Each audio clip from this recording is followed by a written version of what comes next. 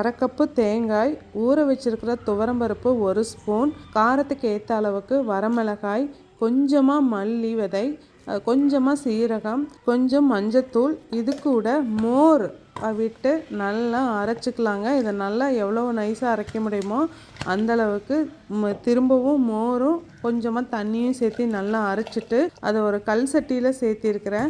ஒரு கைப்பிடி அளவுக்கு சின்ன வெங்காயத்தை நல்லா தட்டி வச்சுக்கலாங்க. இதில் உப்பு, தட்டி வச்சுருக்கிற சின்ன வெங்காயம், அதுக்கப்புறம் தேங்காய் எண்ணெய் ஒரு 2-3 ஸ்பூன் இதெல்லாம் போட்டு நல்லா கலக்கிட்டு சுத்தம் பண்ணி வச்சுருக்கிற முருங்கைக்கீரை ஒரு 2 கைப்பிடி அளவுக்கு சேர்த்து நல்லா கலக்கி சமன்படுத்திட்டு நம்ம ஸ்டவ்வை ஆன் பண்ணிக்கலாங்க. இந்த குழம்பு கொதி வர வரைக்கும் ஓப்பனாகவே வேக வச்சுக்கலாங்க. கொதி வரும்போது நல்லா கலக்கி விட்டுட்டு மூடி போட்டுட்டு கரெக்டாக 30 செகண்ட் விட்டு ஸ்டவ்வை ஆஃப் பண்ணிக்கலாங்க. இது கல் சட்டிங்கிறதுனாலையோ மண் சட்டியாக இருந்தாலும் கொஞ்சம் இன்னும் சூடு இருக்கும்போது வெந்துடும். இது நீங்கள் வேறு ஏதாவது எவர் சில்வர் அந்த மாதிரி வைக்கிறீங்க அப்படின்னா ஒரு 30 செகண்டுக்கு பதிலாக 1 நிமிஷம் வரைக்கும் விட்டு இது பண்ணிக்கலாம். இது ரொம்ப டேஸ்ட்டாக இருக்கும். கண்டிப்பாக ட்ரை பண்ணி பாருங்கள். இது ஹெல்த்தியும் கூட. தேங்க்யூ.